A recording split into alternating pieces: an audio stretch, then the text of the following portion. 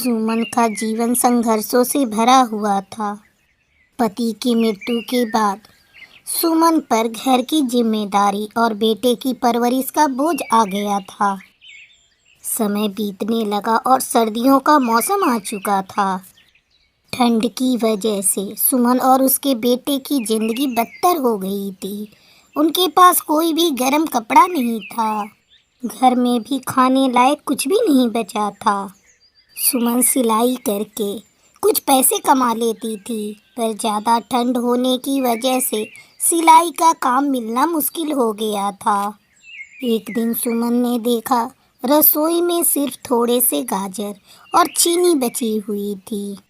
रोहन ने रोते हुए सुमन से कहा, माँ, बहुत जोरों से भूख लगी है, कुछ खाने को दे दो माँ, कुछ खाने को दे दो। अपने बेटे की दशा देखकर सुमन की आंखों में आंसू आ गए।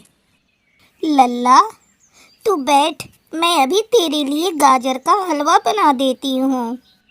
गाजर के हलवे की खुशबू से पूरा घर महकने लगा। माँ, हलवे की खुशबू तो बहुत ही अच्छी आ रही है। ये हलवा खाने में कितना स्वादिष्ट होगा। माँ, मुझे जल्दी से दो ना खाने के लिए गाजर का हलवा। बस बेटा रोहन, हलवा तैयार हो गया है, मैं अभी तुझे देती हूँ खाने के लिए। रोहन गाजर का हलवा खाने लगता है। माँ, ये गाजर का हलवा तो बहुत ही स्वादिष्ट है। अगर इसे दूसरे लोग भी खाएंगे तो जरूर पसंद करेंगे। माँ, मैंने बाजार में गाजर का हलवा बिकते हुए देखा है। आप भी ऐसा ही स्वादिष्ट हलवा बनाकर बेचो माँ। रोहन बेटा, तुम्हारी बात तो बिल्कुल सही है। मैं अभी सुमित्रा मौसी के घर जाकर उनसे थोड़े पैसे उधार मांगकर हलवा बनाने की सारी चीज़ें लेकर आती हूँ। बेटा, तू आराम से गाजर का हलवा खा, मैं अभी आई। सुमन अपनी पड़ोस में रहने वाली सुमित्रा मौसी के घर जाती है। क्या है सुमन, इतनी ठंड में तू मेरे घर आई? अच्छा किया जो तुमने रोहन को साथ नहीं लाया। ठंड बहुत बढ़ गई है आजकल। छोटे बच्चों का घर से निकलना खतरनाक हो सकता है। मौसी, मुझे आपसे कुछ ज़रूरी काम था, इसीलिए आई हूँ इतनी ठंड में। तो बताना सुमन, क्या काम है? सुमित्रा मौसी, मुझे थोड़े रुपए उधार चाहिए। मैं गाजर का हलवा बनाकर बेचने का काम शुरू करना चाहती हूँ।